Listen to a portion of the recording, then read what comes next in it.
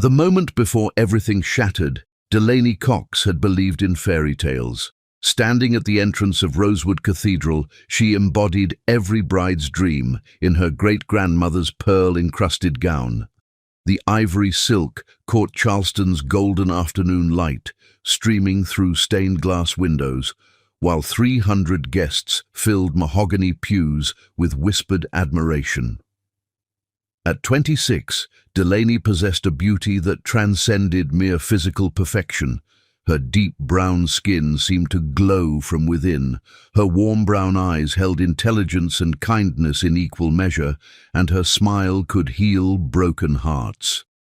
The bouquet of white gardenias and baby's breath trembled slightly in her hands, the same flowers 4 generations of women in her family had carried down wedding aisles.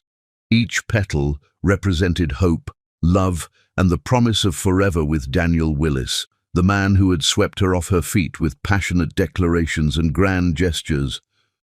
"You look like a queen, baby girl," whispered Magnolia James, her 78-year-old grandmother, adjusting the vintage veil one last time. "Your great-great-grandmother would be so proud." Daniel stood waiting at the altar in his perfectly tailored charcoal suit, his sandy brown hair gleaming under the cathedral's lights. But something felt wrong. His blue eyes weren't fixed on her approaching figure. They kept darting to someone in the front row, and his confident smile seemed forced, artificial. The processional music swelled as Delaney glided down the rose-petal-strewn aisle, her heart fluttering with what she mistook for normal wedding nerves. Hidden beneath her joy was a secret that made this day even more precious. She was 3 months pregnant with their child, a miracle they had created in what she believed was perfect love. Pastor Williams opened his worn Bible, his voice carrying the weight of countless ceremonies. "Dearly beloved, we are gathered today in the sight of God to witness the holy union of Daniel Marcus Willis and Delaney Rose Cox in matrimony." The sacred words hung in the air like a prayer about to be answered, until Daniel raised his hand, stopping everything. "Wait." His voice cut through the cathedral's reverent silence like broken glass. "I have something to say." Delaney's heart stopped.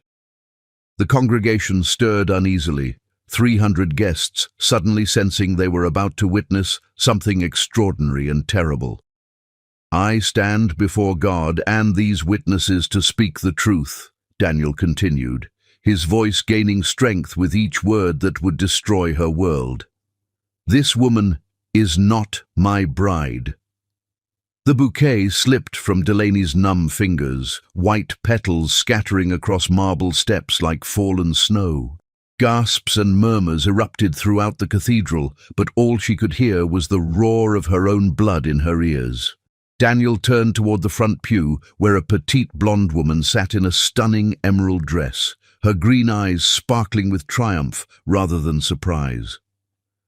"Serafina Vale is my true bride, my soulmate, the woman I choose to marry." Serafina rose gracefully, her ruby lips curved in a smile that held no warmth, only victory. The emerald gown hugged her willowy frame as she walked toward the altar, her heels clicking against marble like a countdown to devastation. "Daniel, what are you doing?" Pastor Williams asked, his face pale with shock. "I'm choosing love over obligation," Daniel replied, though his eyes avoided Delaney's stricken face. "Serafina and I have been together for 8 months. She understands me in ways that—" "Stop!" Delaney's voice rang clear and strong through the cathedral, cutting through his cruel explanation. Despite the trembling in her hands, her spine straightened with the pride of women who had survived far worse than public humiliation. The cathedral fell silent, except for Magnolia's quiet weeping and the distant sound of church bells from across Charleston. In the third row, Jude Glover, Daniel's former business partner, gripped the pew in front of him, his handsome face etched with horror and something that looked like rage. Delaney surveyed the sea of faces, some shocked, some pitying, others openly curious about the scandal unfolding before them. But instead of crumbling, she felt something fierce and powerful rising within her. "You want truth?" Her voice grew stronger, filling the vast space with authority. "Let me give you truth, Daniel Willis." She placed a protective hand over her still flat stomach, the gesture subtle but unmistakable to those in the front rows. "I'm carrying your child, 3 months along." The revelation hit the congregation like lightning. Seraphina's triumphant smile faltered, though she quickly recovered. Daniel's face went white, his confident demeanor cracking. "And according to the prenuptial agreement you insisted I sign," Delaney continued, her voice carrying the precision of someone who had read every clause, "any child born of our union becomes an immediate 40% shareholder in Willis Enterprises, with full voting rights upon birth." Daniel's eyes widened in horror as the implications crashed over him. The prenuptial agreement had been his idea, designed to protect his wealth from what he saw as a fortune-hunting bride. But his lawyers had crafted it too well. They had never anticipated this scenario. "Congratulations, Daniel," Delaney said, her voice ringing with newfound power. "You may have chosen another woman, but you've just made my unborn child your business partner." She turned to face the congregation, her head held high despite tears threatening to fall. "This wedding is over, but my life, our life," she touched her stomach again, "is just beginning." The sound of her heels echoed through the cathedral as she walked back down the aisle, leaving behind not just a failed wedding, but the naive woman who had believed that love conquered all. Behind her, chaos erupted. Guests whispered frantically. Phones appeared to capture the scandal, and Seraphina's voice rose shrilly as she demanded explanations. Magnolia waited by the limousine, her weathered hands reaching for her granddaughter with infinite love and understanding. "Come on, baby girl, let's go home." As Charleston's skyline blurred past the car windows, Delaney pressed her palm to the glass, watching the Gothic cathedral spires fade into memory. Somewhere in that building, Daniel was probably trying to comprehend the legal nightmare she had just created. Somewhere, Seraphina was learning that stealing another woman's groom came with unexpected consequences. The prenuptial agreement lay like a loaded weapon in the wreckage of Daniel's perfect plan. In 6 months, he would become father to a child who owned nearly half his empire. In 6 months, Delaney Cox would become the most powerful woman in his life, whether he wanted it or not. The game had changed completely, and she intended to win. Chapter 2: Ashes and Foundations. 3 months after the cathedral catastrophe, Delaney discovered that rebuilding a life from betrayal required more than courage. It demanded the kind of quiet determination that had carried generations of her family through trials that would have broken weaker spirits. Morning sickness hit at dawn with ruthless precision, sending her rushing to the tiny bathroom of Magnolia's shotgun house in Charleston's historic district. The porcelain was chipped and the mirror cracked, but it was clean, safe, and theirs. A humbling change from the marble palace Daniel had promised. "That baby needs breakfast, even if you can't keep it down," Magnolia called from the kitchen, her voice carrying the authority of someone who had raised 5 children on a seamstress's wage. Delaney splashed cold water on her face and studied her reflection. 3 months of stress had sharpened her features, but her brown eyes still blazed with determination. Success would be her revenge, and failure simply wasn't an option. The morning newspaper waited beside her plate, the business section displaying a headline that made her pulse quicken. "Willis Enterprises stock drops amid legal uncertainty." If Daniel wanted to play games with her heart, she would play games with his bank account. The doorbell chimed at 8 o'clock sharp, announcing Isadora Chen's arrival. The brilliant young lawyer had taken Delaney's case despite her inability to pay the retainer up front, seeing it as the career-making challenge she had been waiting for. "DNA results confirmed," Isadora announced without preamble, settling her briefcase on Magnolia's dining room table. Her black hair was pulled into a severe bun, and her dark eyes held the intensity of someone who viewed law as both weapon and shield. Daniel is definitely the father, and the prenuptial agreement is airtight. Your child will own 40% of Willis Enterprises the moment he or she takes their first breath. The victory should have felt sweeter, but Delaney had learned that true power came from building something, not just tearing others down. What about his request for joint custody? Denied until he acknowledges paternity publicly and provides financial support. Right now, he has 0 parental rights. Isadora smiled grimly. His legal team has been searching for loopholes for 3 months. They've found exactly none. Before Delaney could respond, the doorbell rang again. Through the lace curtains, she could see Jude Glover standing on the porch, his hands deep in his coat pockets, his expression uncertain. He looked different than he had at the wedding, older, with shadows under his green eyes that spoke of sleepless nights. "I'll handle this," Magnolia said, but Delaney was already walking to the door. Jude stood there like a man confessing unknown sins. "I know I have no right to be here, but I needed to see if you were all right. I'm pregnant, publicly humiliated, and fighting for my child's future," Delaney replied, her hand resting on the doorframe. "But I'm standing, so I suppose that counts as all right." He winced at her bluntness. What Daniel did, what he continues to do, it's unconscionable. I've known him for 8 years, and I never imagined he was capable of such cruelty. "Yet you were his business partner." The words came out sharper than intended, but she had learned to be wary of wealthy men bearing sympathy. "Was," Jude emphasized. "I dissolved our partnership the day after the wedding. I testified in your favor regarding the prenuptial agreement, even though it cost me a $50 million development deal." This was news. Isadora had mentioned a crucial witness but hadn't revealed his identity. Why would you sacrifice that much money? Jude's green eyes met hers directly. Because what he did was wrong.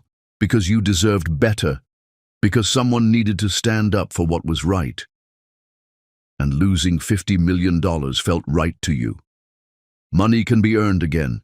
Integrity, once lost, is gone forever. Delaney studied his face, searching for deception, but finding only exhaustion and a sincerity that seemed to emanate from his core. "I should go," Jude said, stepping back. "I just wanted you to know that not everyone in Daniel's world supported what he did. And if you ever need anything—" "I don't need charity," Delaney interrupted, her pride flaring. "It wouldn't be charity," Jude replied quietly. "It would be justice." After he left, Delaney remained in the doorway watching his sedan disappear down the tree-lined street. Magnolia appeared beside her, drying her hands on a dish towel. "That man's got pain in his eyes," the older woman observed, "the kind that comes from caring too much about people who don't deserve it." "He's not my concern," Delaney said, though she found herself wondering what kind of man sacrificed $50 million for principle. That afternoon, she stood in the empty storefront that would become Magnolia's Catering, named for the woman who had taught her that food was love made tangible. The space needed work, but it was hers. The loan had been approved based on her business plan and Magnolia's property as collateral. "You sure about this timing?" Magnolia asked, running her fingers along the dusty counter. "Starting a business while pregnant isn't exactly ideal." "Ideal doesn't build empires," Delaney replied, pulling out her notebook filled with recipes, calculations, and dreams. "And I plan to build an empire." A delivery truck pulled up outside, and a cheerful driver entered carrying a massive arrangement of white roses and baby's breath, the same flowers from her ruined bouquet. Delaney's blood ran cold until she read the card. "For new beginnings and the courage to rebuild. J.G. From Jude Glover." Magnolia asked, reading over her shoulder. Delaney stared at the flowers, remembering how her original bouquet had fallen when her world collapsed. These weren't the same flowers. They represented something different, not endings, but beginnings. "He doesn't even know me," she whispered. "Maybe that's why he can see you clearly," Magnolia replied. "Sometimes it takes a stranger to recognize what's been there all along." That evening, as Delaney planned menus and calculated costs at Magnolia's kitchen table, she found herself thinking about quiet voices and patient kindness and men who chose principle over profit. Jude Glover was becoming a puzzle she wasn't sure she wanted to solve. But as her child grew beneath her heart and the first plans for her empire took shape on paper, Delaney began to understand that sometimes the most unexpected allies appeared in life's darkest moments. The war with Daniel was just beginning, but for the first time since the cathedral, she didn't feel like she was fighting alone. Chapter 3. The Weight of Truth. 6 months after cathedral bells had rung for a wedding that never was, Delaney Cox brought life into the world during Charleston's worst thunderstorm in decades, as if the heavens themselves were announcing the arrival of someone destined to change everything. Labor began at 3 in the morning, sharp pains that doubled her over in Magnolia's kitchen while she reviewed catering contracts by lamplight. The storm outside matched the intensity building within her, lightning illuminating the windows as each contraction reminded her that this child would be born into a battlefield she had never asked to enter. By noon, after 9 hours of labor that felt like a lifetime of preparation for war, she held her son, 7 pounds, 2 ounces of perfect determination with her warm brown eyes and his father's stubborn chin. The moment he entered the world, crying with the indignant fury of someone who had important business to attend to, Delaney felt the shift in the universe's balance. "Aurelius," she whispered, the name falling from her lips like a prayer answered and a battle cry combined. Aurelius James Cox. Magnolia leaned over the hospital bed, tears streaming down her weathered cheeks as she studied the baby's face with the intensity of someone reading prophecy. "Lord, that child's got purpose written all over his face. Look at those eyes, old soul in a brand new body, already planning how to change the world." Named for the Roman emperor known for wisdom and strength, Aurelius gazed up at his mother with the serious expression of someone who understood the weight of destiny pressing down on his tiny shoulders. At the exact moment of his birth, he had become one of the most powerful shareholders in Willis Enterprises, owning 40% of a company worth over $200 million. The irony wasn't lost on Delaney. Her son was technically wealthier than most adults would ever be, yet they lived in a shotgun house and she calculated grocery expenses down to the penny. But wealth, she was learning, wasn't about money in the bank. It was about power to choose your own destiny. "Miss Cox?" A young nurse entered, holding a massive arrangement of blue and white flowers that seemed to fill the entire doorway. "These arrived for you about an hour ago." Delaney's heart sank, expecting Daniel's attempt at reconciliation or manipulation. But the card bore familiar handwriting that had become a source of unexpected comfort. "Welcome to the world, Aurelius. May you grow up knowing you are deeply loved and that some people fight for what's right, not what's easy." "JG. That's the third delivery from him," Magnolia observed, her sharp eyes noting how her granddaughter's expression softened when she read the card. "Flowers when you opened the business, that beautiful hand-carved rocking chair for the nursery, and now this." "Why does he care about a stranger's child?" Delaney murmured, though warmth bloomed in her chest like spring flowers after a harsh winter. "Sometimes hearts recognize what minds haven't figured out yet," Magnolia said, with the wisdom of someone who had loved and lost and learned to love again. "And sometimes, baby girl, strangers care more than the people who should love you most." Commotion in the hallway drew their attention, Raised voices, the sharp staccato of stiletto heels on linoleum, and the unmistakable authority of hospital security trying to manage an increasingly volatile situation. Delaney's blood turned to ice as she recognized the voices cutting through the hospital's usual quiet. Daniel Willis burst through the door like a man claiming territory that had never belonged to him, his usually perfect appearance disheveled and desperate. His expensive suit was wrinkled, his sandy hair unkempt, and his blue eyes held the wild look of someone who had been drinking liquid courage before facing a battle he knew he was likely to lose.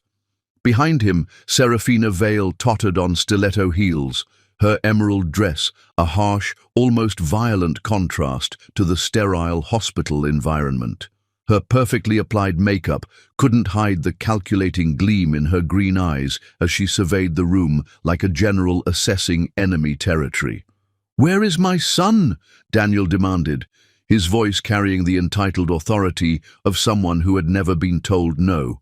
His gaze fixed on the bundle in Delaney's arms with an intensity that made her protective instincts flare. "Your son?" Delaney's voice could have frozen hell itself. "You forfeited any claim to parenthood when you chose another woman at our wedding altar in front of God and 300 witnesses."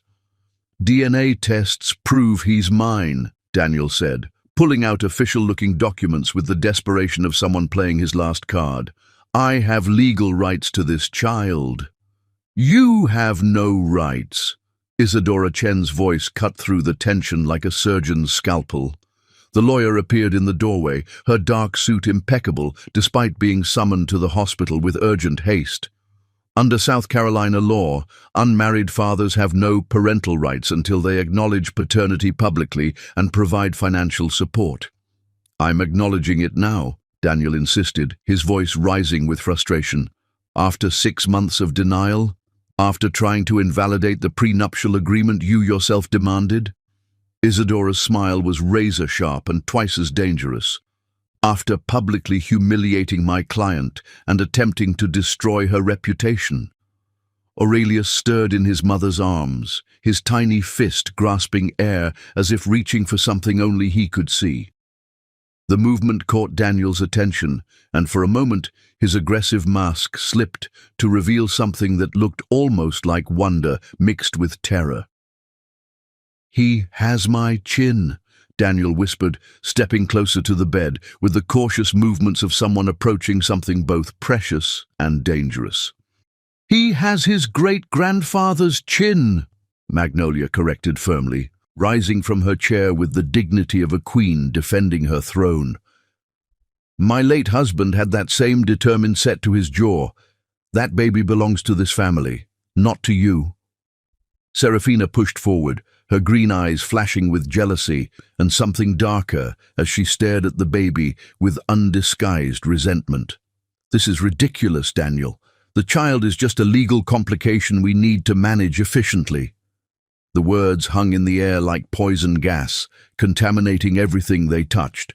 Delaney felt something primal and fierce rise within her, the protective instinct of a mother wolf who would tear apart anyone threatening her cub. "Get out," Delaney said quietly, but her voice carried the absolute authority of someone who had found her true power. "Both of you, now." "Delaney, please," Daniel began, his voice taking on a wheedling tone that made her skin crawl. "We need to discuss this rationally.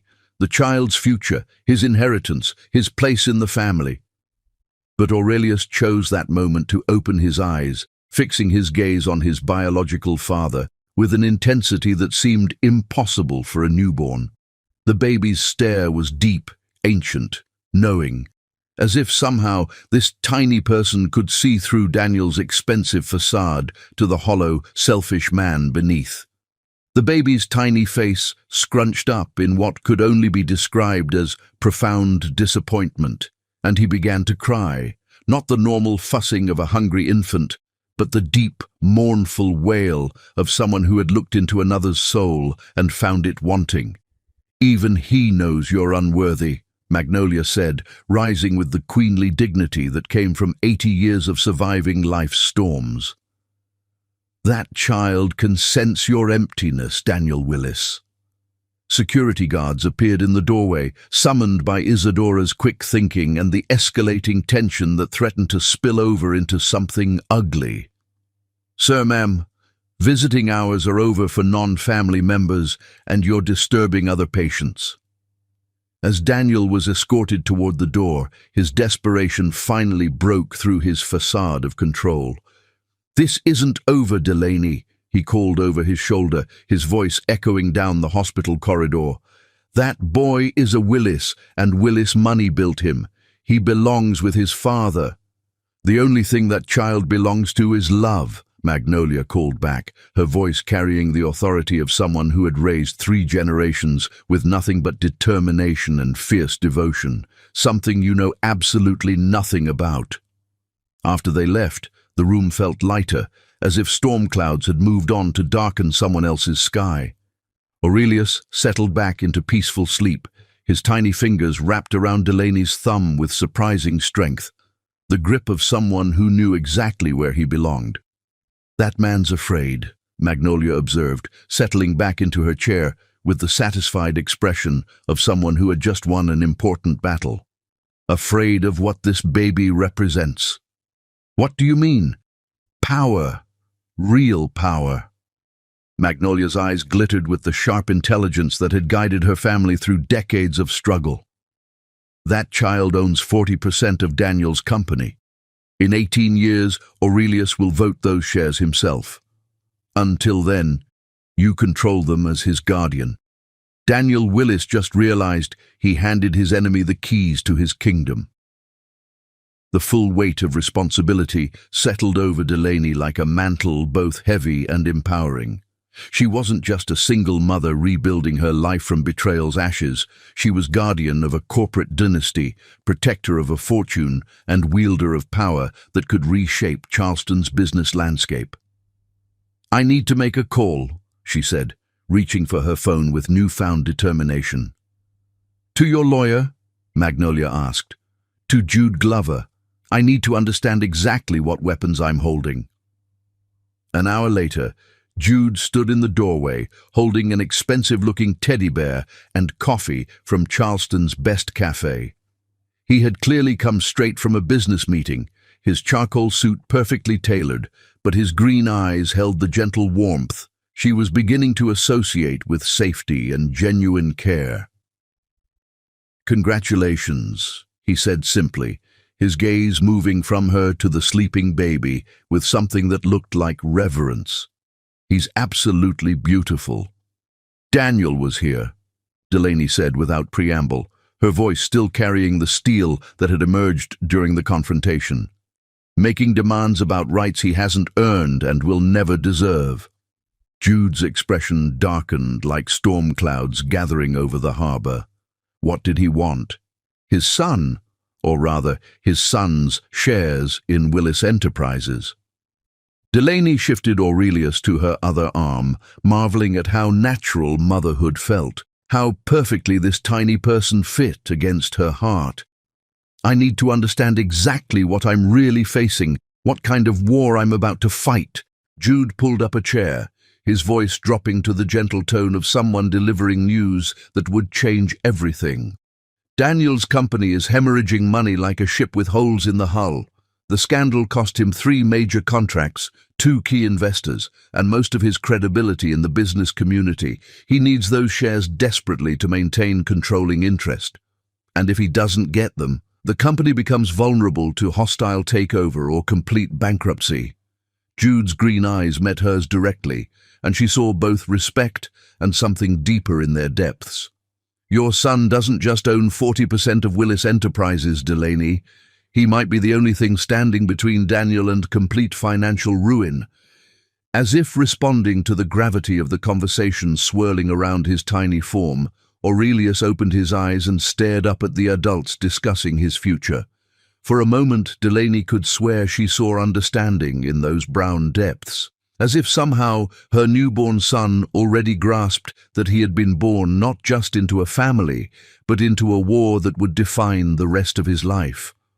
The battle lines were drawn with crystalline clarity, and Aurelius James Cox was simultaneously the prize everyone would fight for and the weapon that would determine victory.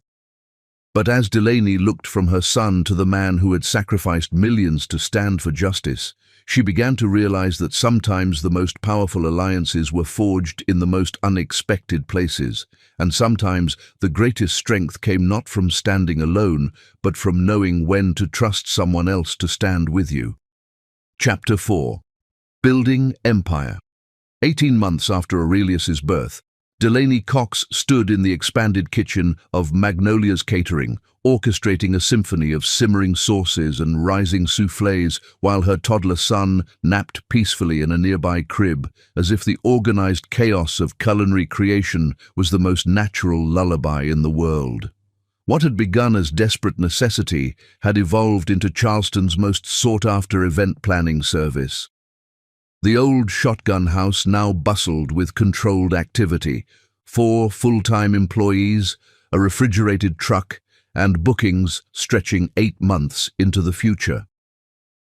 "Miss Delaney," called Ophelia Winters, her assistant manager, from the front office. "Mrs. Ashworth's assistant is on the phone about her daughter's engagement party. She wants to add champagne service for 300 guests. Tell her yes, but the price increases 25% for changes made less than a week before the event," Delaney replied, sliding a tray of her signature bourbon pecan tarts into the commercial oven. She had learned that wealthy clients respected confidence more than accommodation. Golden afternoon light streamed through kitchen windows, illuminating stainless steel surfaces she had fought to afford. Every appliance, every expansion, every success had been earned through 18-hour days, and the kind of determination that ran in the blood of women who built something from nothing. Aurelius stirred in his crib, making soft sounds that never failed to make Delaney's heart skip. At 18 months he was a beautiful child, with his mother's warm brown eyes and an emerging personality that suggested both intelligence and determination in equal measure. "You're going to rule the world someday, aren't you, little emperor?" she murmured, lifting him into her arms. He had started walking early, as if impatient to explore the world he would someday inherit a piece of. The front door chimed, and Delaney looked up to see a familiar figure, Jude Glover, holding what appeared to be a wooden toy truck and wearing the kind of smile that made her forget to breathe properly.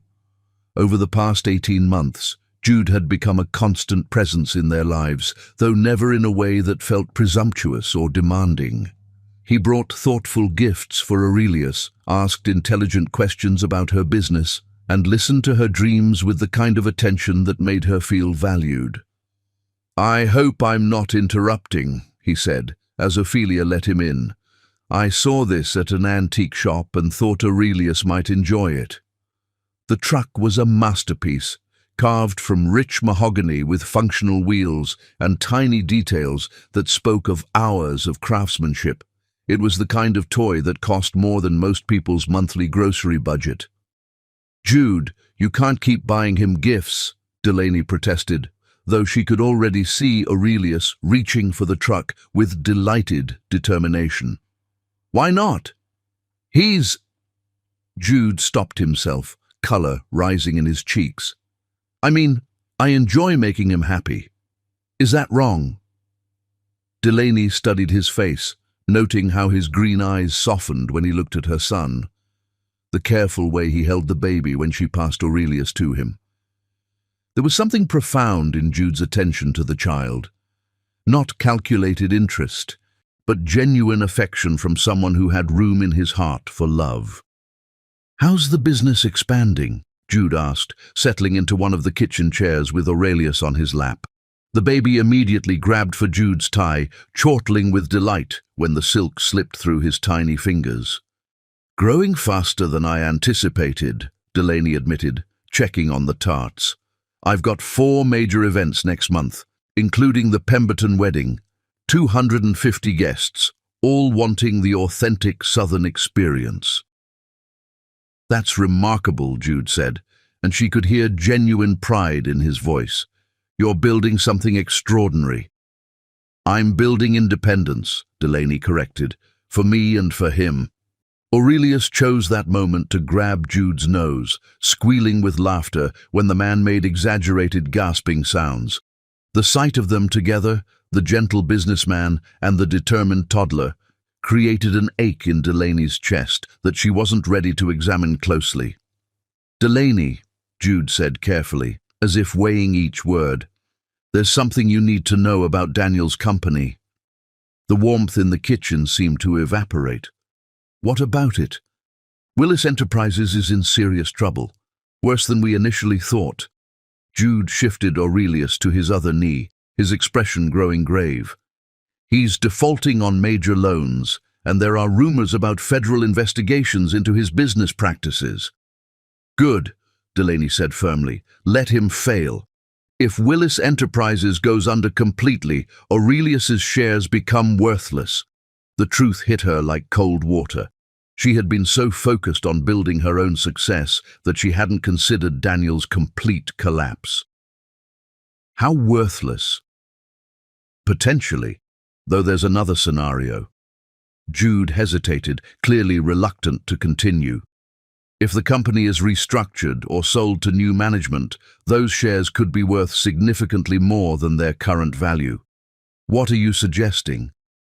"I'm suggesting that you might want to pay attention to Daniel's decisions, not for his sake, but for Aurelius's financial future." Jude's green eyes met hers directly. "Your son's inheritance is tied to a sinking ship. The question is whether you want to help right it or let it sink completely." Before Delaney could respond, her phone rang.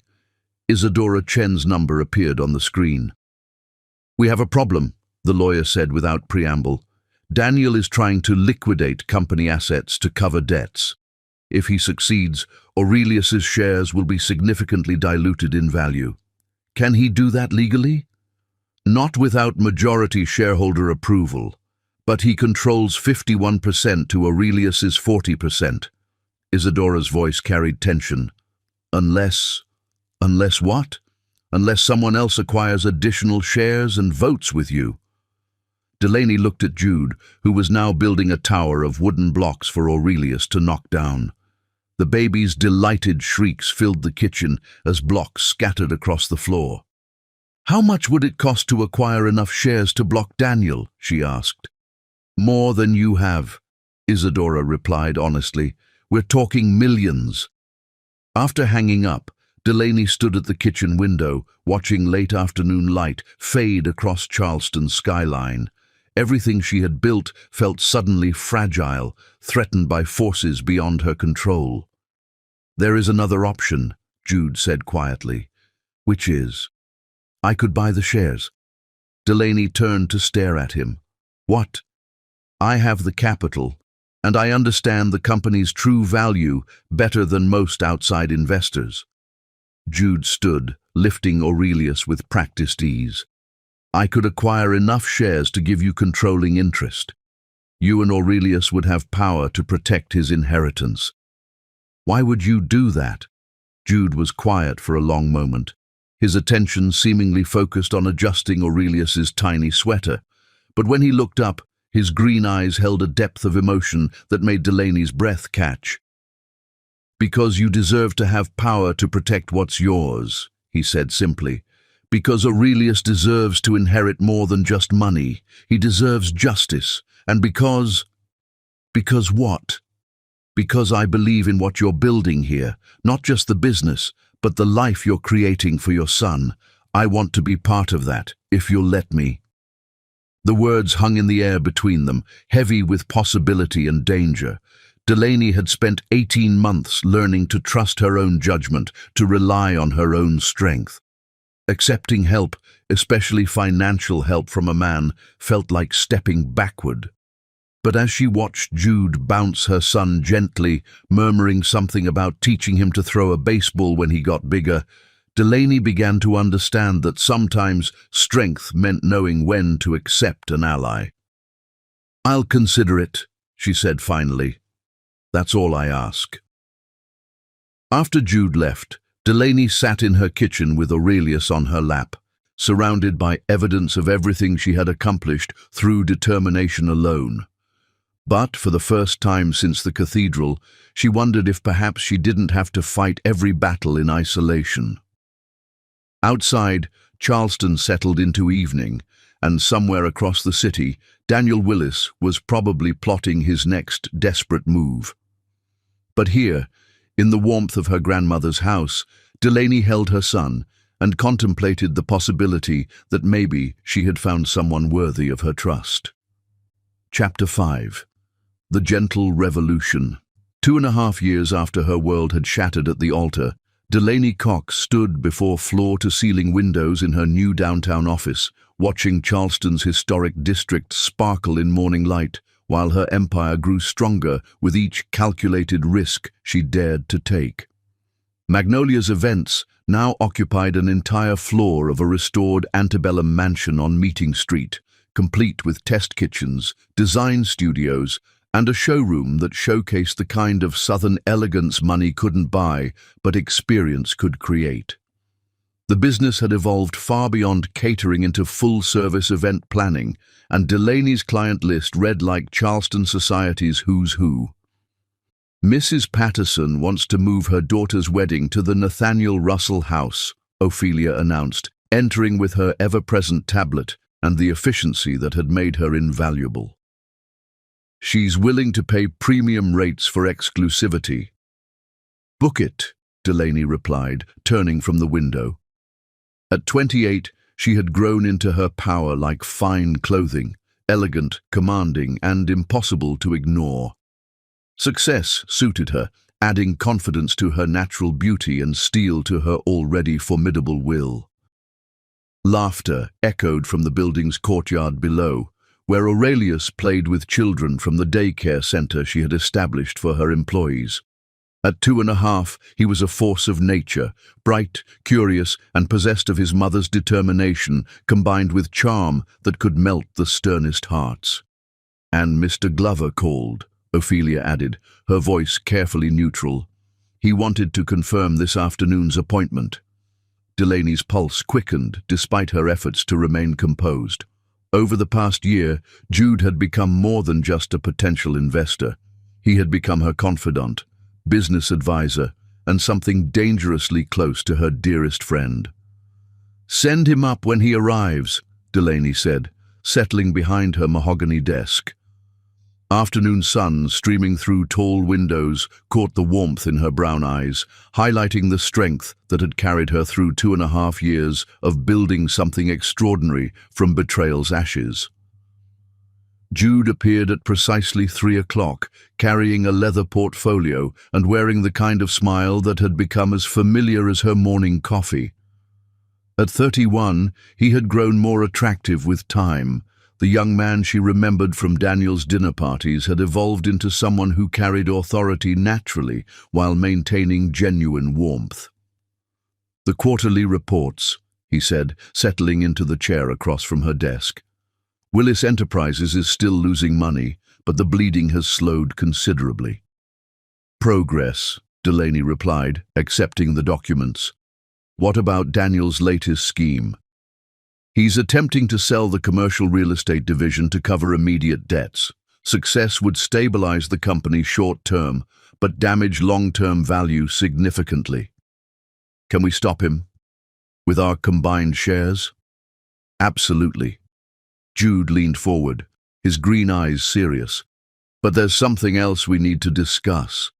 Before he could continue, the door burst open and Aurelius toddled in, his dark curls bouncing with each determined step. At 2.5, he had mastered the art of charming his way into any room he wanted to enter. "Mama!" he announced, raising his arms to be lifted. His vocabulary expanded daily, though he seemed to save his most impressive words for moments when he wanted something specific. "What are you doing here, little emperor?" Delaney asked, scooping him into her lap. "Isn't it rest time?" "No rest," Aurelius declared with the authority of someone who had never understood why adults insisted on such ridiculous concepts. His warm brown eyes, so like his mother's, fixed on Jude with obvious delight. "Jude!" "Hello, young man." Jude said, his voice taking on the gentle tone he reserved for children and conversations about things that mattered deeply. "Did you escape from Miss Sarah again?" Aurelius giggled, hiding his face in his mother's shoulder with the dramatic flair of someone who knew he was adorable and wasn't above using it to his advantage. "I should take him back to daycare," Delaney began, but Jude shook his head. "Actually, what I need to discuss concerns him too." Delaney settled back in her chair, adjusting Aurelius so he could play with the wooden truck Jude had given him. The same truck that had become his constant companion and now showed signs of loving wear. "Daniel made an offer," Jude continued carefully. "He wants to buy back the shares we've been discussing." "For how much?" "Significantly more than what they cost initially, enough to fund your expansion plans for the next decade." Jude's expression was unreadable. "It would also give him back controlling interest in his company." Delaney felt something cold settle in her stomach. "And you're considering it?" "I'm considering what's best for you and Aurelius." Jude's voice carried the patience of someone who had thought through every angle. "The money would give you complete independence. You wouldn't need to worry about Willis Enterprises' volatility or Daniel's business decisions. And it would let Daniel escape consequences for what he did to us. Money isn't justice, Delaney. It's just money." Aurelius looked up at his mother as if sensing tension in her voice. His tiny hand patted her cheek with the unconscious comfort of a child who understood that sometimes adults needed reassurance too. "What do you think I should do?" Delaney asked. "I think," Jude said slowly, "that you should do whatever feels right for your family. If that means selling the shares and walking away with enough money to secure Aurelius's future, then that's what we'll do. If it means holding on to them and continuing to make Daniel's life complicated, then that's what we'll do." "What would you do?" Jude was quiet for a long moment, his gaze moving from her to Aurelius and back again. "I'd ask myself whether revenge was worth more than peace." "And what would your answer be?" "That depends," he said, his green eyes meeting hers with intensity that made her breath catch. "On whether I had something better to fight for than the past." The words hung in the air between them, heavy with meaning that went far beyond business discussions and stock portfolios. Aurelius chose that moment to reach for Jude, his chubby arms extended with the trust of a child who had never known anything but kindness from this man. Jude took the toddler carefully, settling him on his lap with the practiced ease of someone who had helped raise him from infancy. Aurelius immediately began showing him the truck, babbling in the mixture of real words and toddler language that somehow seemed perfectly logical to both of them. "Truck," Aurelius announced, pointing to the toy's wheels.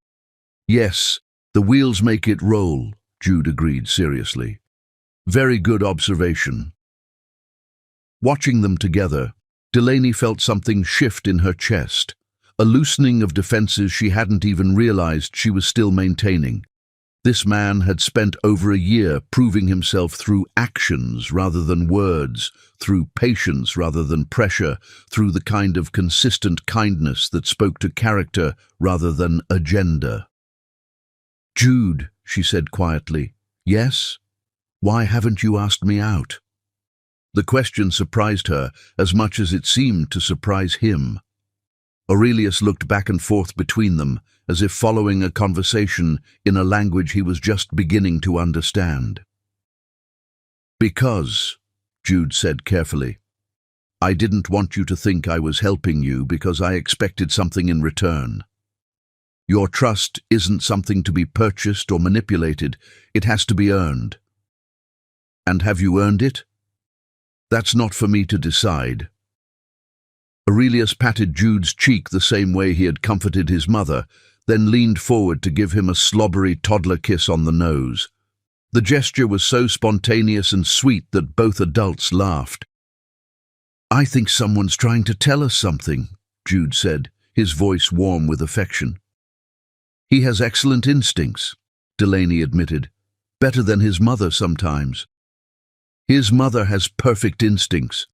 She's just had them tested by people who didn't deserve her trust. Late afternoon light was fading, casting long shadows across the office floor. Outside, Charleston was settling into the golden hour, when the old city looked like something from a storybook. "Don't sell the shares," Delaney said suddenly. "Are you sure?" Daniel chose to humiliate me publicly. He chose to deny his son. He chose to make our lives difficult. She took Aurelius back into her arms, feeling the solid weight of his trust and love. "I don't want his money. I want him to live with the consequences of his choices." "And what about us?" Jude asked quietly. "What about what you're building here?" Delaney looked at this man who had given up millions to stand for justice, who had spent over a year proving his character through patient kindness, who held her son like the precious gift he was. "Maybe," she said carefully, "it's time I stopped building walls and started building something else." "What did you have in mind?" "Why don't you take me to dinner and find out?" Jude's smile could have illuminated all of Charleston. "I thought you'd never ask." As they gathered their things to leave, Aurelius clapped his hands with delight, as if he understood that something wonderful had just happened. Outside, the city glowed in evening light, and for the first time in 2.5 years, Delaney allowed herself to believe that maybe the best chapters of her story were still being written. Chapter 6. Walls Crumbling.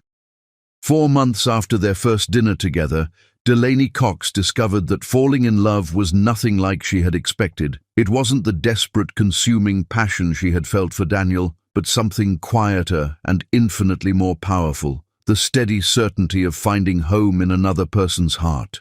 December rain drummed against the windows of her expanded office as she reviewed contracts for the Whitmore Foundation's annual gala, her biggest event yet. 400 guests, including Charleston's most influential families, would gather to raise money for literacy programs in underserved communities, a cause close to Delaney's heart and one that would establish her company as more than just a business, but a force for positive change. The past 4 months had been a revelation. Jude had courted her with the patience of someone who understood that trust, once broken, required careful rebuilding. Their dates had been simple but meaningful, walks through Charleston's historic district, quiet dinners where they talked until the restaurant closed around them, afternoons spent watching Aurelius discover the world with wide-eyed wonder. "The floral arrangements alone are costing $50,000, Ophelia announced, spreading invoices across the mahogany desk. "But Mrs. Whitmore insists on having gardenias flown in from Savannah." "Gardenias," Delaney murmured, remembering the flowers from her ruined bouquet, how they had scattered across cathedral marble like fallen stars. Strange how something that had once symbolized destruction could now represent triumph.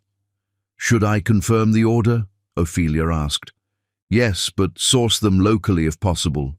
I want everything about this event to celebrate the Low Country." The sound of small feet running down the hallway announced Aurelius's approach before he burst through the door, his dark curls slightly damp from afternoon rain and his brown eyes bright with excitement. At 3 years old, he moved through the world with the confidence of someone who had never doubted he was loved completely. "Mama, Jude's here," he announced, throwing himself into her arms with childhood's abandon. "He brought new books!" Behind him, Jude appeared in the doorway, shaking rain from his dark coat and carrying a leather satchel that undoubtedly contained the latest additions to Aurelius's impressive library. Over the past months, he had made it his mission to ensure the boy had access to stories that would feed his obviously sharp mind. What had started as thoughtful gifts had evolved into something deeper. Jude remembered which stories were Aurelius's favorites, which characters sparked his imagination, which questions the boy asked that revealed his curious nature. He brought books about dragons and knights, about children who looked like Aurelius, about families that were built from love rather than just biology. Working late again? Jude asked, his green eyes taking in the scattered papers and the coffee cup that had grown cold hours ago. The Whitmore Gala is in 3 weeks, Delaney explained, accepting his kiss on her cheek, a gesture that still sent warmth through her entire body. If this succeeds, it could transform the business completely. And if it doesn't, then I'll have learned an expensive lesson about overextending myself. Aurelius had already climbed into Jude's lap and was examining the new books with the scholar's serious attention. "Dragons," he announced, pointing to a cover illustration. "Yes, dragons," Jude confirmed. "But these are the kind of dragons who learn to use their power to help others instead of frightening people." Delaney watched them together, marveling at how naturally Jude had slipped into a paternal role. He never overstepped boundaries, never tried to replace Daniel in Aurelius's life, but simply filled empty spaces with patience and love until the boy began calling him Daddy Jude without anyone suggesting it. She had been so afraid of letting another man into their lives, terrified that Aurelius would be hurt if things didn't work out. But watching them read together, seeing how Jude listened to her son's chatter with genuine interest, how he remembered every detail about Aurelius's likes and dislikes, she realized that some fears were worth conquering. "I need to tell you something," Jude said suddenly, his voice carrying unusual tension that made her stomach clench with familiar dread. "What is it?" "There's been a development with Willis Enterprises." He shifted Aurelius to his other knee, his expression growing serious in a way that made the room feel colder. "Daniel's been borrowing against future earnings to cover current debts. If those projections don't materialize, the company goes under," Delaney finished, her voice flat with the weight of understanding. "Completely. And all the shares, yours, mine, Daniel's, become worthless paper." The words hit her like ice water thrown in her face. Everything she had planned for Aurelius's future suddenly felt precarious, built on sand instead of bedrock. The college fund she had been building in her mind, the security she had thought was guaranteed, the foundation for her son's independence, all of it could disappear. "How long do we have?" 6 months? Possibly less. Aurelius looked up at the adults, sensing tension in their voices with the intuitive radar that children possessed. His little face scrunched with concern, and he reached up to pat Jude's cheek in the comforting gesture he had perfected. "Don't worry, Daddy Jude," he said solemnly, his small voice carrying the absolute faith of someone who had never encountered a problem his family couldn't solve. "Mama fixes everything." The simple faith in his voice brought tears to Delaney's eyes. This child believed in her completely, trusted that she could solve any problem, overcome any obstacle. The weight of that trust was both terrifying and inspiring, a responsibility that felt heavier than any business decision she had ever made. "What are our options?" she asked, forcing her voice to remain steady despite the panic clawing at her chest.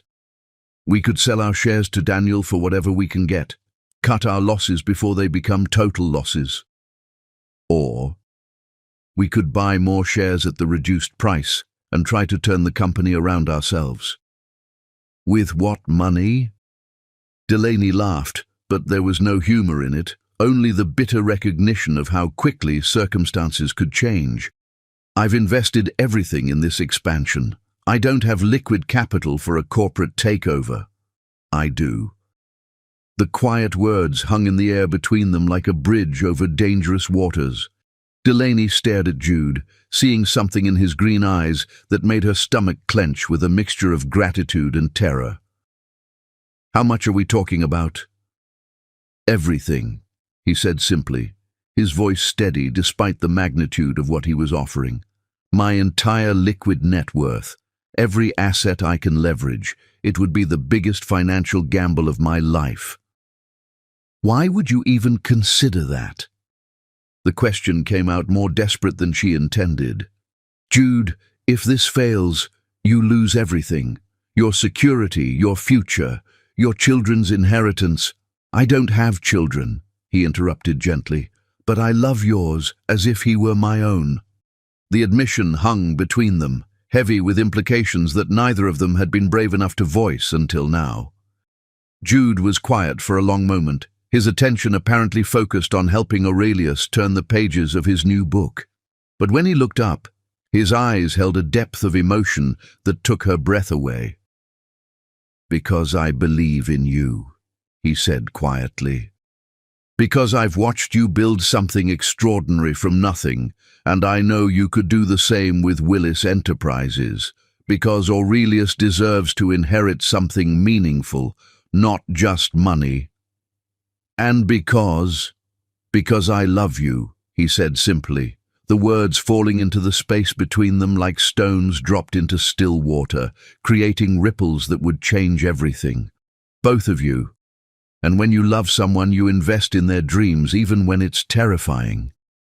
The words she had been afraid to hear, afraid to hope for, hung in the air like a promise finally spoken. Aurelius clapped his hands with delight, as if he understood that something wonderful had just happened. "Jude," Delaney whispered, feeling tears prick her eyes, as emotions she had kept carefully contained for months finally broke free. "You don't have to say anything," he said quickly, misreading her expression. "I know this is complicated. I know you're still healing from what Daniel did. I just needed you to know where I stand, what this means to me." "That's not," she began, but was interrupted by the sharp ring of her phone cutting through the moment like a blade. Isadora Chen's number appeared on the screen, and Delaney answered immediately, her lawyer's timing as impeccable as it was unwelcome. "We have an emergency," the lawyer said without preamble, her voice carrying the kind of urgency that made Delaney's blood run cold. "Daniel just defaulted on a major loan. The bank is calling in the debt immediately, and he doesn't have liquid assets to cover it. What does that mean for our shares? If Willis Enterprises files for bankruptcy, we lose everything, but there's a small window, maybe 48 hours, where we could acquire the company's assets before the bank does. How much would that cost? More than you have, but potentially less than what the company could be worth if it's properly managed." After she hung up, Delaney sat in the gathering darkness of her office, holding her son, while the man she was falling in love with waited for her to make a decision that would affect all their futures. Outside, Charleston settled into evening, the city lights beginning to twinkle like stars fallen to earth. The magnitude of the choice before her felt overwhelming. Accept Jude's offer and risk destroying the man she was learning to love, refuse it, and watch her son's inheritance disappear into Daniel's failures. "If we do this," she said slowly, testing each word before speaking it, "and it fails, you lose everything. If we don't do it, Aurelius loses his inheritance anyway. And if it succeeds, then your son becomes one of the most powerful young men in Charleston, and you become the woman who brought down the man who tried to destroy her." Aurelius had fallen asleep in Jude's arms, his small body completely relaxed, in the trust that he was safe and loved. The sight of them together, this gentle man and her precious son, filled Delaney with a certainty she hadn't felt since before the cathedral. "Do it," she said quietly, the words carrying the weight of absolute decision. "Are you sure?" "No," she admitted, her voice barely above a whisper. "But I'm sure about us. I'm sure about what we could build together." Jude's smile was radiant, transforming his entire face with relief and joy. "Together." "I love you too," she said, the words coming easier than she had expected, as if they had been waiting years to be spoken. "And I'm tired of letting fear make my decisions." As if summoned by the sound of his mother's confession, Aurelius stirred awake and looked around the darkened office with sleepy confusion. "Time to go home?" he asked, his voice thick with drowsiness. "Yes, little emperor," Delaney replied, gathering him into her arms where he belonged. "Time to go home." But as they left the office and stepped into the rainy Charleston night, Delaney understood that home wasn't a place anymore. It was the feeling of being loved completely, trusted absolutely, and supported unconditionally. The war with Daniel was entering its final phase, but for the first time, Delaney felt like she was fighting for something greater than revenge. She was fighting for love, for family, for the future she was finally brave enough to claim. Chapter 7. The Reckoning Rises. 3.5 years after cathedral bells had rung for a wedding that never was, Delaney Cox Glover stood in the executive boardroom of Willis Enterprises, her wedding ring catching morning light as she prepared to deliver the decisive blow to the man who had once destroyed her world with his betrayal. The corporate takeover had been swift and surgical. Within 48 hours of Daniel's default, Jude had leveraged every asset he owned to acquire Willis Enterprises' debt from the bank, effectively making them new owners of a company worth $200 million on paper, though its actual value remained questionable. The quarterly reports, Isadora Chen announced, spreading documents across the polished conference table. As their corporate attorney, she had orchestrated the legal mechanics of the acquisition with the precision of a chess master.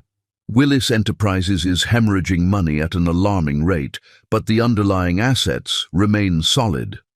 Delaney studied the financial statements, her business acumen sharpened by 3.5 years of building her own empire from nothing. At 30, she had evolved into a formidable force, beautiful, intelligent, and possessed of the kind of quiet power that made boardrooms fall silent when she spoke. "What about the commercial real estate division?" she asked. "Undervalued and mismanaged," Jude replied from across the table. At 33, marriage and fatherhood had added depth to his natural authority. He wore success easily, like perfectly tailored clothing. With proper management, it could be worth 60% more than current market value. The sound of small feet running down the hallway announced Aurelius's approach before he burst through the boardroom doors, his brown eyes bright with excitement and his dark curls bouncing with each step. At 3.5 years old, he moved through the world with the confidence of someone who had been raised to believe that boardrooms and business meetings were as natural as playgrounds. "Mama, Daddy," he announced, climbing into the chair between them with practiced ease. "Miss Margaret said I could visit since it's my company too." 40% your company, Delaney corrected gently, smoothing his hair. "You're the largest individual shareholder, which means you have a responsibility to the people who work here." Aurelius nodded solemnly, though his attention was quickly captured by the impressive view from the 42nd floor windows. Charleston spread below them like a map of possibilities, the harbor sparkling in the distance. "Mr. Willis is here," Margaret announced from the doorway, her voice carefully neutral. As Daniel's former assistant, she had witnessed the company's decline firsthand and seemed quietly pleased by the change in management. Daniel Willis entered the boardroom like a man walking to his execution, his once perfect confidence replaced by the hollow-eyed desperation of someone who had lost everything. At 36, he looked older, his sandy hair thinning and his expensive suit unable to disguise the weight he had lost from stress. Behind him, Serafina Vale tottered on stiletto heels, her emerald dress a poor attempt to maintain the luxury she had grown accustomed to.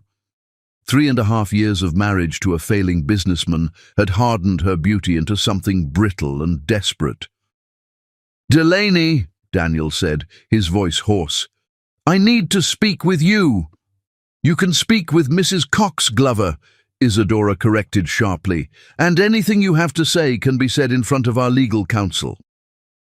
Daniel's eyes moved to Jude, then to Aurelius, who was now spinning slowly in his chair with the serious concentration of a child conducting important experiments in physics. "You have to understand," Daniel began, his voice cracking slightly. "I never meant for things to go this far. The company was my father's legacy, my grandfather's dream. And now it's my son's inheritance," Delaney replied calmly. "The son you denied, the child you refused to acknowledge. I was wrong," Daniel said, the words rushing out. "I know I was wrong, but please, there has to be some way we can work this out, some compromise." Aurelius stopped spinning and fixed his gaze on the man who had contributed half his DNA, but none of his upbringing. The child's stare was intense and unsettling, as if he could see through Daniel's desperate facade to the weakness beneath. "Who is that man, Mama?" Aurelius asked, his voice carrying the innocent directness of childhood. "That's Mr. Willis," Delaney replied carefully. "He used to own this company." "Why doesn't he own it anymore?"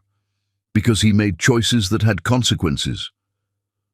Aurelius nodded, as if this explanation made perfect sense, then returned his attention to the view outside the windows. To him, Daniel Willis was just another stranger with no claim on his attention or affection. "The truth is," Isadora said, opening another folder, "Willis Enterprises owes creditors over $40 million. The previous management's attempts to service that debt through asset liquidation have only made the situation worse." "But the company could be profitable again," Daniel insisted. "Give me 6 months, a year, and I can turn it around." "With what capital?" Jude asked quietly.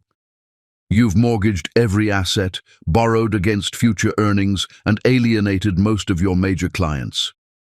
"I need time," Daniel pleaded. "This company is all I have left." "No," Serafina interjected sharply, her green eyes flashing with the desperation of someone watching her meal ticket disappear. "What you need is to fight this. They can't just steal what's rightfully yours." "Actually, they can," Isadora said with professional satisfaction. "And they did. Completely legally, using standard corporate acquisition procedures." Aurelius looked up from his chair-spinning experiment, his attention caught by Serafina's shrill voice.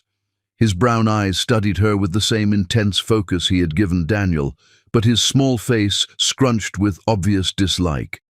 "That lady sounds mean," he announced with the brutal honesty of childhood. "Aurelius?" Delaney chided gently, though she couldn't entirely suppress her smile. "But she does sound mean, Mama. I can tell." Serafina's face flushed red, her carefully maintained composure cracking. "How dare you let that child—" "That child," Jude interrupted, his voice carrying a dangerous edge, "is the rightful owner of this company. Show some respect." "Respect?" Serafina's voice rose to near hysteria. "For the illegitimate spawn of a scheming—" She never finished the sentence. Delaney rose from her chair with the fluid grace of a predator, her brown eyes blazing with protective fury. "Get out," she said quietly, but her voice carried the weight of absolute authority. "Both of you, now." "Delaney, please," Daniel began, but she cut him off with a gesture. "You had your chance to be a father. You chose another woman over your son. You humiliated me publicly and tried to deny his very existence." Her voice grew stronger with each word. "And now you want mercy? He's my son too," Daniel said desperately. Aurelius looked up at the mention of parentage, his young face confused. "Daddy?" he asked, turning to Jude with complete trust. "Yes, buddy," Jude replied gently. "Is that man my daddy too?" The question hung in the air like a bomb waiting to explode. Jude looked at Delaney, silently asking permission to handle this delicate moment. "That man helped create you," Jude said carefully, "but he's never been your daddy. Being a daddy isn't about biology. It's about love and teaching and being there when you need someone." Aurelius considered this explanation with the seriousness of a judge weighing evidence. "So you're my real daddy? If you want me to be." "I do," Aurelius said simply, then returned to his chair spinning, as if the matter was settled beyond question. Daniel's face crumpled at his son's casual dismissal. Whatever fantasy he had harbored about reclaiming his paternal role died in that moment, killed by a 3-year-old's honest assessment of love versus genetics. "Please," he whispered, but the fight had gone out of him. "Security will escort you out," Delaney said, pressing the intercom button. "Don't come back." As Daniel and Serafina were led away, their voices echoing angrily down the hallway, Aurelius continued his experiments in centrifugal force, oblivious to the drama he had just helped resolve.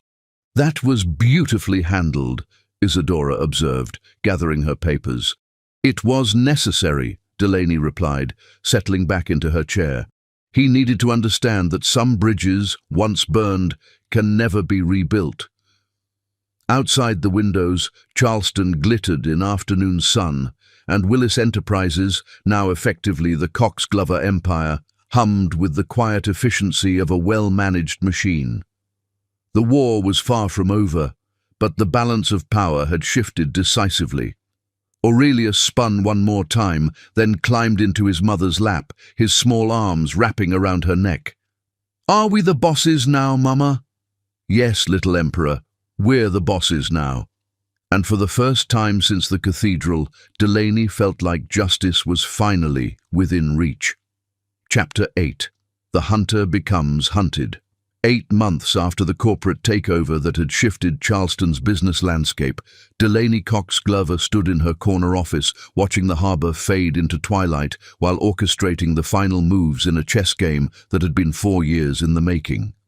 The transformation of Willis Enterprises had been nothing short of miraculous. Under Jude's strategic vision and Delaney's operational excellence, the company had not only stabilized but begun to thrive. The commercial real estate division was generating 40% more revenue than under Daniel's mismanagement, and 4 major construction projects had brought the company back from bankruptcy's brink. "The Patterson account just signed for the waterfront development," Ophelia announced, entering with evening reports. "That's another 20 million in contracted revenue." "Excellent," Delaney replied, though her attention was focused on financial documents spread across her desk. "What about the Henderson property? They're requesting a meeting. Apparently, they've reconsidered your offer. 8 months ago, the Henderson family would never have taken a meeting with a young black woman, regardless of her business acumen. Now, as controlling shareholder of one of Charleston's largest companies, Delaney found that old prejudices crumbled quickly in the face of economic power. The elevator chimed, and Jude appeared in the doorway, loosening his tie after a long day of board meetings and strategic planning. At 33, success suited him naturally. He carried authority effortlessly, but always with the gentle strength that had first attracted her. "How was the bank meeting?" Delaney asked, accepting his kiss and marveling at how natural this domestic intimacy had become. "Better than expected. They're willing to extend our credit line for the downtown expansion." Jude settled into the chair across from her desk, his green eyes serious. "But there's something else we need to discuss." Daniel. Over the past 8 months, Daniel Willis had become a broken man. The loss of his company, his home, and his social standing had reduced him to a shadow of his former arrogant self. He had taken a job selling insurance for a firm in North Charleston, driving a 12-year-old sedan and living in a studio apartment that cost less than he used to spend on wine monthly. But broken men, Delaney had learned, were often the most dangerous. Desperation could drive people to extremes that rational thought would never allow. "What's he done now?" Delaney asked, though part of her already suspected.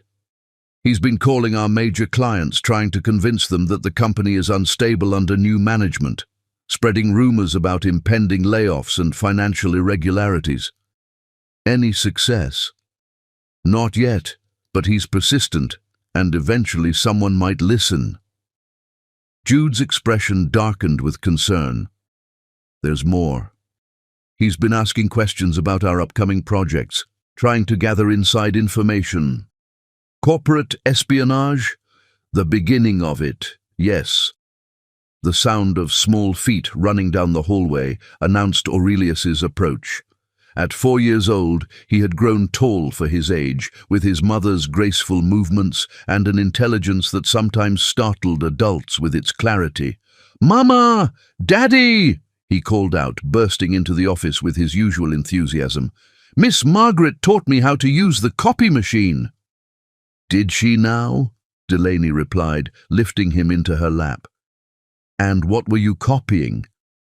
"My drawings of dragons," Aurelia said seriously, "for all the offices, so everyone can have dragons to protect them." The innocence of his gesture, wanting to share his artwork to make others happy, filled Delaney with the familiar fierce protectiveness that had driven every decision since his birth. "That's very thoughtful, little Emperor," Jude said, ruffling the boy's dark curls. "Dragons are excellent protection." "Especially smart dragons," Aurelius agreed. "The smart ones always win." From the mouths of children, Delaney thought, remembering her grandmother's words about young ones seeing truth more clearly than adults. Smart dragons, strategic thinking, using intelligence as a weapon. "Jude," she said suddenly, an idea forming with crystalline clarity. "What if we let Daniel succeed?" "What do you mean?" "What if we let him undermine our company? What if we help him do it?" Jude stared at her, as if she had suggested setting fire to the building. "Delaney, we've spent months rebuilding." "Hear me out," she interrupted, her mind racing through possibilities with the strategic thinking that had made her successful in both business and warfare. "Daniel's desperate. Desperate people make mistakes. What if we gave him an opportunity to make a very big mistake?" "Such as?" Delaney was quiet for a moment, her mind working through the psychology of her enemy. Daniel's greatest weakness had always been his arrogance, his assumption that he was smarter than everyone around him. Even now, reduced to selling insurance, he probably believed he could outsmart them. What if we leaked information suggesting that Willis Enterprises is considering a major acquisition? Something that would require significant capital investment, but offer enormous returns. False information, misleading information, technically accurate but deliberately incomplete. Delaney's voice grew stronger as the plan took shape. "We create documentation for a fictional project, complete with financial projections and partnership agreements." Jude's green eyes began to gleam with understanding.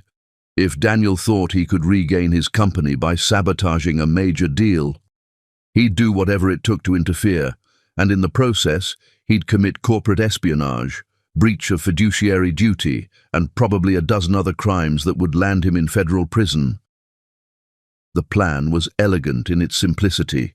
They would use Daniel's own desperation and arrogance against him, creating an irresistible trap baited with the one thing he wanted most, the chance to destroy them. Aurelius looked back and forth between his parents, following the conversation with the intensity of someone who understood that important things were being discussed, even if the details were beyond his comprehension. "Is Mr. Daniel the bad man?" he asked with startling directness. "Why do you ask that, sweetheart?" "Because whenever you talk about him, you get the same look Grandma Magnolia gets when she talks about people who hurt her family." The observation was so accurate and delivered with such innocent clarity that both adults fell silent. This child, Daniel's biological son, had absorbed family history through overheard conversations and adult emotions, creating his own understanding of the man who had contributed to his existence, but nothing to his life. "Yes," Delaney said finally, deciding that honesty was better than evasion. "Mr. Daniel hurt our family very badly." "Then we should stop him," Aurelius said with the simple logic of childhood. "That's what heroes do." "And how do heroes stop bad people?" Jude asked gently. "They're smarter than them," Aurelius replied immediately, "and they protect the people they love." The wisdom in his words hit Delaney like revelation. For 4 years, she had been motivated by anger, hurt, and desire for revenge. But her son's perspective shifted everything into focus. This wasn't about punishment anymore. It was about protection. "You're right, little Emperor," she said, holding him close. "It's time to protect our family." That evening, after Aurelius had been picked up by his beloved grandmother Magnolia for their weekly sleepover, Delaney and Jude worked late into the night, crafting a plan that would give Daniel Willis exactly what he thought he wanted, the opportunity to destroy them while ensuring that he would destroy himself in the process. The details required careful orchestration. They would need to create believable documentation, establish fake communication channels, and plant information where Daniel would be certain to find it. Every detail had to be perfect. Every piece of evidence had to withstand scrutiny up to the point where Daniel committed himself to illegal action. "The Riverfront Renaissance Project," Jude said, pointing to the fabricated documents they had created. 300 million in development funding, partnership with 4 major corporations, and the potential to transform downtown Charleston completely. "And completely fictional," Delaney added with satisfaction, "but believable enough that Daniel will think he's found our weakness." They had crafted the perfect bait, a project so large and lucrative that Daniel would be unable to resist trying to sabotage it. The partnerships were with real companies, but the agreements were fabricated. The financial projections were based on actual market data, but the timeline was impossible. To an outside observer doing casual research, it would appear legitimate. To someone with inside knowledge willing to make illegal contact with the supposed partners, the fiction would become apparent, but only after they had incriminated themselves. "He'll try to contact our supposed partners, convince them that Willis Enterprises is financially unstable and unreliable. And when they report his interference to us, we'll have grounds for restraining orders, corporate espionage charges, and possibly criminal prosecution. The beauty of it," Delaney continued, "is that he'll think he's being clever. He'll believe he's found the perfect way to bring us down." "It's brilliant," Jude admitted. "But are you sure you want to go this far?" Delaney thought about her son's words, about the importance of protecting the people you love. She thought about the 4 years of Daniel's attempts to undermine everything they had built, his refusal to acknowledge his son, his public humiliation of her at what should have been the happiest moment of her life. "Daniel Willis chose to make war on my family," she said, her voice carrying the steel that had been forged in the fires of his betrayal. "He humiliated me publicly, denied his son, and has spent the last year trying to destroy everything we've built. I'm not interested in mercy anymore." "What about Aurelius?" "Someday he'll ask about his biological father. And I'll tell him the truth, that his biological father was a weak man who chose pride over love, cruelty over kindness, and revenge over redemption." Delaney's brown eyes blazed with determination. "And that his real father was the man who chose us, who fought for us, who loved us enough to risk everything." As they finalized their plan, Charleston slept peacefully outside their windows, unaware that in a corner office overlooking the harbor, justice was finally being served with the precision of a master chef and the patience of someone who understood that the best revenge was served at exactly the right temperature. The trap was set with mathematical precision. Daniel Willis, in his desperation to reclaim what he had lost, would walk straight into it. And this time, when he fell, there would be no one left to catch him. The hunter was about to become the hunted, and Daniel Willis was walking straight into a trap of his own making. Chapter 9. The Noose Tightens. 7 months later, on a crisp October morning that promised autumn's renewal, Delaney Cox Glover stood in the federal courthouse watching Daniel Willis being led away in handcuffs, the sound of metal against metal echoing through marble hallways like the closing of a book she had been writing for 4.5 years. The corporate espionage charges had stuck exactly as planned. Daniel's desperate attempts to sabotage the fictional Riverfront Renaissance project had led him to break federal laws regarding corporate communications, breach of fiduciary duty, and attempted fraud. His calls to Willis Enterprises' supposed partners had been recorded, his emails preserved, and his increasingly frantic attempts to destroy their business had provided prosecutors with enough evidence to ensure a 3 to 5 year federal prison sentence. "Justice served," Isadora Chen murmured, closing her briefcase with the satisfaction of an attorney who had just won the case of her career. But as Delaney watched the man who had once promised her forever disappear through courthouse doors, she felt no triumph, only the hollow satisfaction of a war finally ended and the exhaustion that comes from carrying anger too long. Mrs. Cox Glover, a young reporter, approached hesitantly, her recorder already running. "Would you care to comment on today's verdict?" "No comment," Delaney replied, her voice carrying the authority that had become second nature. This was a matter of justice, not revenge. The distinction mattered to her, even if it seemed subtle to outside observers. Revenge was personal and petty. Justice was righteous and necessary.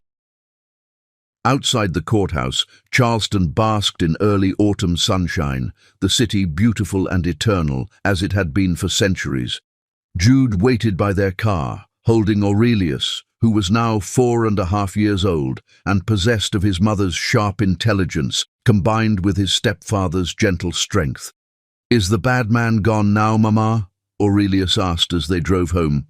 "Yes, sweetheart, he's gone." "Good," the boy said with the finality of someone passing judgment. "Now we can just be happy." The simplicity of his observation struck Delaney with unexpected force. For 4.5 years her life had been defined by the aftermath of Daniel's betrayal. Every decision, every goal, every moment of satisfaction had been colored by the desire to prove him wrong, to make him pay, to show the world that she was stronger than his cruelty. But now, with justice finally served, she found herself wondering who she was when she wasn't fighting a war. "Mama," Aurelius's voice interrupted her thoughts. "Are you sad?" "No, baby, I'm just thinking." "About what?" "About what comes next." That evening, after Aurelius had been tucked into bed with his usual collection of books and toy dragons, Delaney and Jude sat on the veranda of their new home, a beautifully restored antebellum mansion in the historic district that had once seemed as impossible as happiness itself. "No celebration dinner?"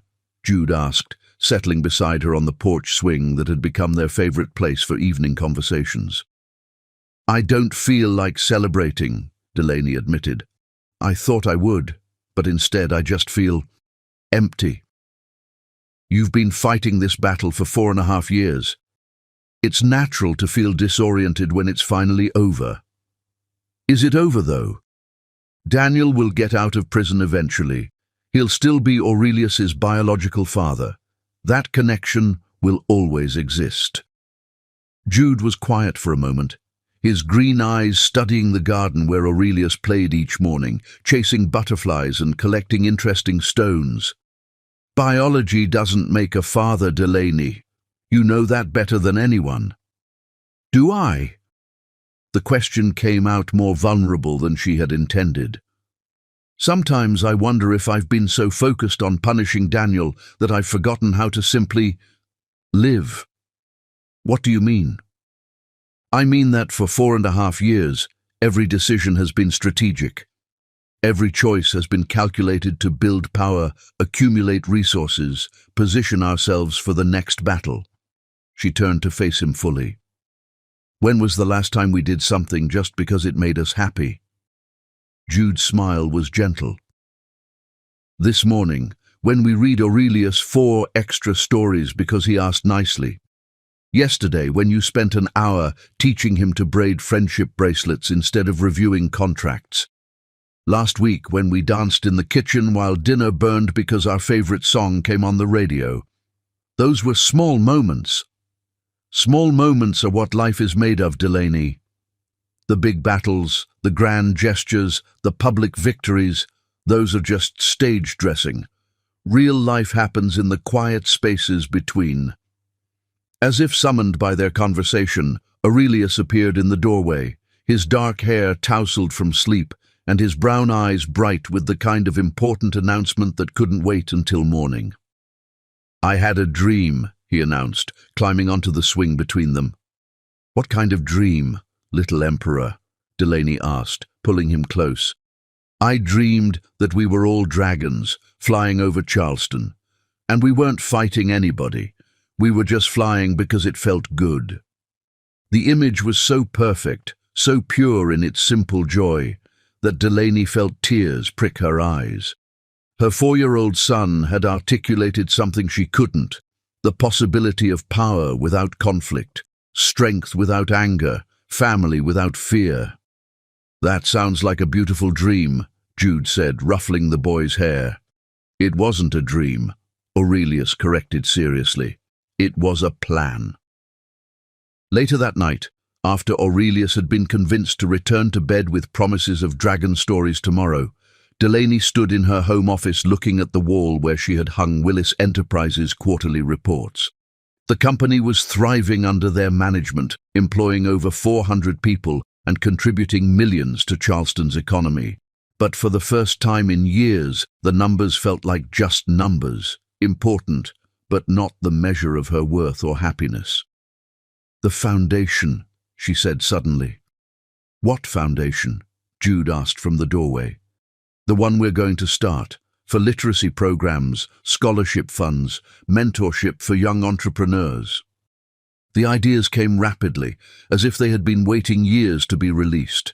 "We'll use the profits from Willis Enterprises to fund opportunities for kids who look like Aurelius, who come from families like mine." "That's a beautiful idea." "It's more than beautiful, it's necessary."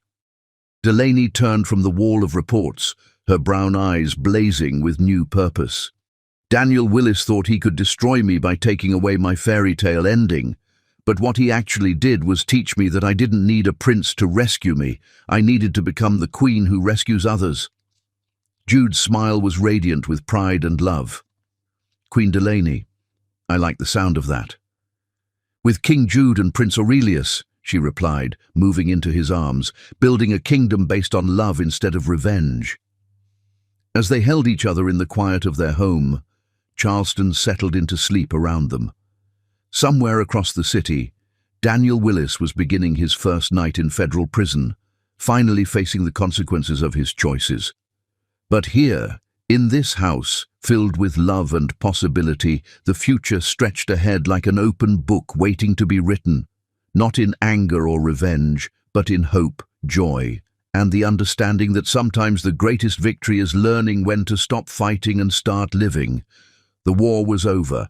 Life could finally begin. Chapter 10. Justice and Love. Triumphant.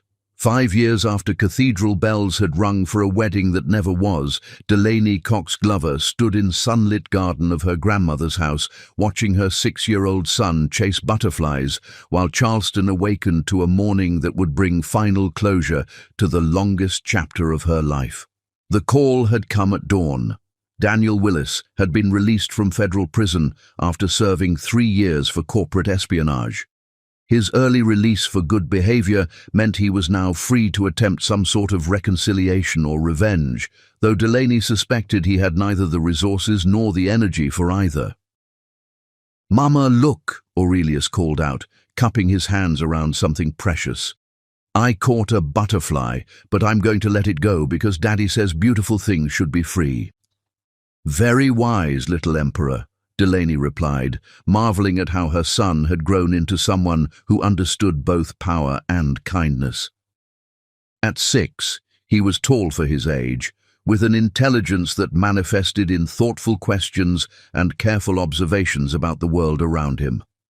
The butterfly lifted from his palms in a flutter of orange and black wings, dancing through morning air as if celebrating its freedom.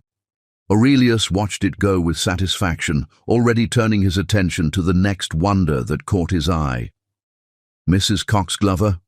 Margaret appeared at the garden gate, her voice carrying the careful neutrality she used for difficult announcements.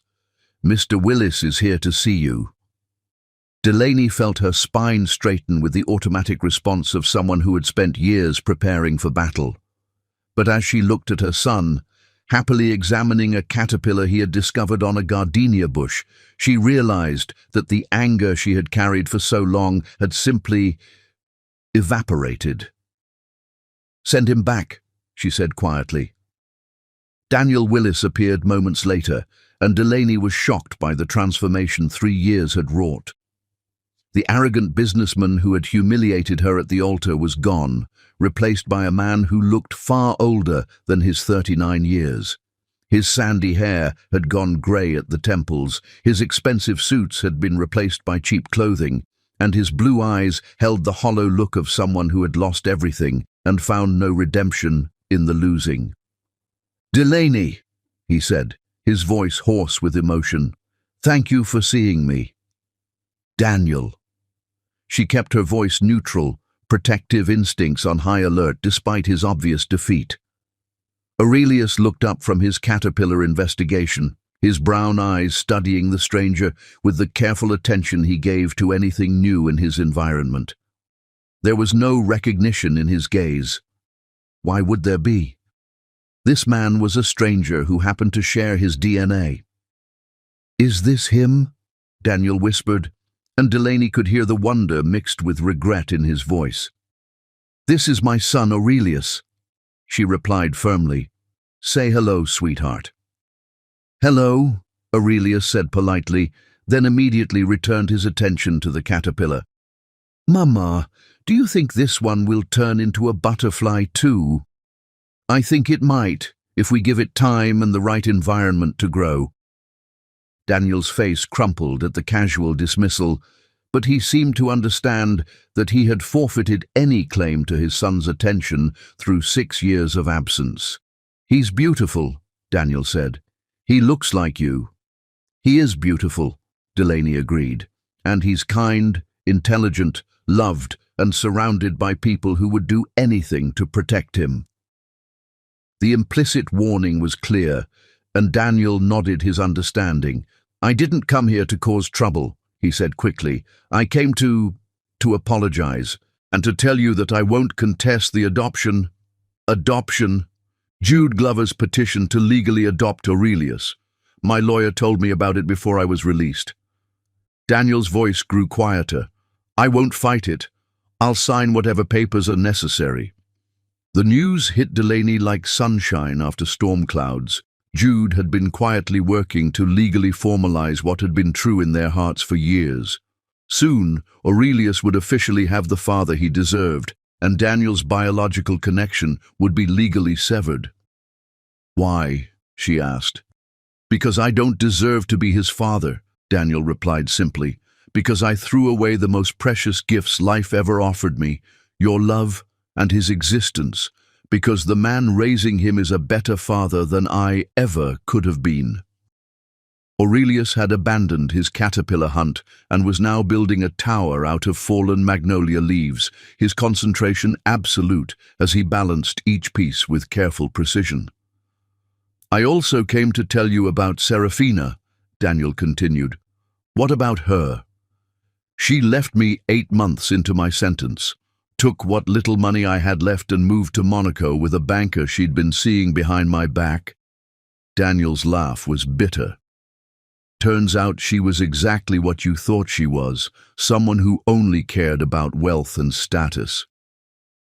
"I'm sorry," Delaney said, and was surprised to realize she meant it. "Don't be. It was justice. I destroyed a good woman's trust to chase after someone who never loved me at all." Daniel's eyes moved to Aurelius, who was now explaining to his leaf tower why it needed to be exactly 7 stories tall. "I lost everything that mattered for something that was worthless. And now? Now I work for a construction company in North Charleston. I live in a 1-bedroom apartment and drive a 20-year-old truck. I have no money, no prospects, and no one who cares whether I live or die." Daniel's voice held no self-pity, just the flat acknowledgement of consequences. "But for the first time in 6 years, I'm not angry at anyone but myself." The sound of car doors slamming announced new arrivals, and Delaney looked up to see Jude emerging from their sedan, followed by Magnolia, who moved with the careful dignity of her 85 years, but with the bright eyes of someone still fully engaged with life. "Daddy!" Aurelius shouted, abandoning his leaf tower to run into Jude's arms. The boy's joy was absolute, unquestioned, complete. Jude lifted him easily, his green eyes taking in the scene with quick assessment before settling on Delaney's face. "Everything all right?" "Everything's perfect," she replied, and realized it was true. Magnolia approached Daniel with the measured steps of someone who had lived long enough to see patterns repeat themselves across generations. "Mr. Willis," she said, her voice carrying the weight of years and wisdom. "Mrs. James," he replied respectfully, "you look well. I am well. More importantly, my family is well." She studied his face with the sharp eyes of someone who could see through pretense to truth. "You look like a man who's learned some hard lessons." "Yes, ma'am. Too late, but yes." "It's never too late to choose better," Magnolia said gently. "The question is whether you have the strength to keep choosing better, even when no one's watching." Aurelius had convinced Jude to examine his caterpillar discovery, and the two of them were now crouched by the gardenia bush, engaged in serious conversation about metamorphosis and the patience required for transformation. "That's my real father," Aurelius announced proudly, pointing at Jude. "He teaches me things and reads me stories and helps Mama when she's tired." Daniel watched them together, this man who had chosen to love another man's child and the boy who had never questioned that love, and something in his expression shifted from regret to acceptance. "He's lucky to have such a good father," Daniel said quietly. "We're all lucky," Aurelius replied, with the simple confidence of a child who had never doubted he was loved. "Daddy says love makes families, not blood." "Your daddy is very wise." "I know," Aurelius said matter-of-factly, then bounded over to show his great-grandmother the caterpillar that might become a butterfly. In the comfortable chaos of family gathering, Daniel seemed to shrink, becoming less present until he was almost invisible among people who loved each other deeply. "I should go," he said quietly. "Daniel," Delaney called as he turned toward the gate. When he looked back, she saw something in his eyes that hadn't been there 6 years ago, genuine remorse and the beginning of wisdom. "I hope you find peace." "I hope so too," he replied. "And Delaney?" "Thank you." "For what?" "For raising him to be kind, for not poisoning him against me, even though you had every right to." Daniel's voice grew thick with emotion. "For being a better person than I ever was."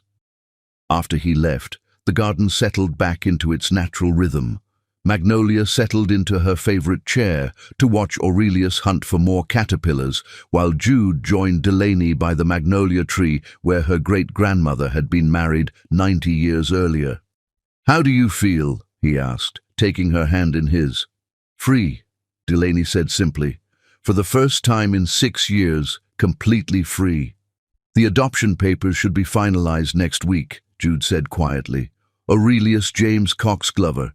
It has a perfect ring to it." "He's been yours since the day he was born," Delaney replied. "This just makes it official." Aurelius appeared at their side, his small hand slipping into his mother's with the easy affection of a child who had never questioned his place in the world. "Mama, when the caterpillar becomes a butterfly, will it remember being a caterpillar?" "I don't know, sweetheart." "Why do you ask?" "Because if it remembers, it might be sad about not being what it used to be. But if it doesn't remember, it can just be happy about being something beautiful." The wisdom in his words struck both adults silent. From the mouths of children came the truth that had taken Delaney 6 years to understand. That transformation required letting go of what you were to become, what you were meant to be. "I think," Jude said carefully, "that maybe the butterfly remembers enough to be grateful for the journey, but not so much that it can't enjoy flying." "That's a good answer, Daddy," Aurelius said with approval, then ran off to help his great-grandmother identify the birds visiting her bird feeder. As the morning sun climbed higher over Charleston, Delaney stood in the garden where 4 generations of her family had found love, lost love, and learned to love again. The cathedral bells rang in the distance, not for weddings or funerals, but simply marking time, the passage of hours in a life finally lived without fear. "Ready to go home?" Jude asked.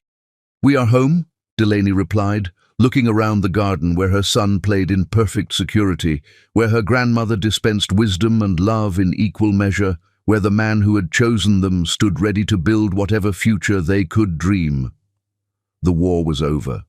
Justice had been served. Love had triumphed not through grand gestures or dramatic victories, but through the patient accumulation of days filled with kindness, laughter, and the quiet certainty that some bonds, the ones forged in choice rather than chance, were strong enough to last forever. 6 years after cathedral bells had rung for a wedding that never was, Delaney Cox Glover had finally found her happily ever after, and it was more beautiful than any fairy tale she had ever imagined. As they gathered their things to leave, Aurelius ran back to them one more time, his face bright with excitement. "Mama, Daddy, guess what?" "What, little emperor?" they asked in unison. "The caterpillar is already starting to build its chrysalis. Miss Magnolia says in 2 weeks we'll have a brand new butterfly." He took both their hands and skipped between them toward the car, chattering excitedly about transformation and new beginnings, completely unaware that he had just provided the perfect metaphor for their family's own beautiful metamorphosis. Behind them, Charleston glittered in the morning sun, eternal and graceful as it had been for centuries. And somewhere across town, Daniel Willis was beginning a new chapter of his life, one written in humility rather than pride, acceptance rather than entitlement. But their story was no longer connected to his. Their story was about love, family, and the understanding that sometimes the greatest victory is not in defeating your enemies, but in building something so beautiful that their defeat becomes irrelevant. They drove home through Charleston's historic streets, past the cathedral where it all began, past the offices where empires were built, past the gardens where love bloomed, toward a future written in hope rather than revenge, in joy rather than anger, in the simple, profound understanding that love, real love, always wins in the end.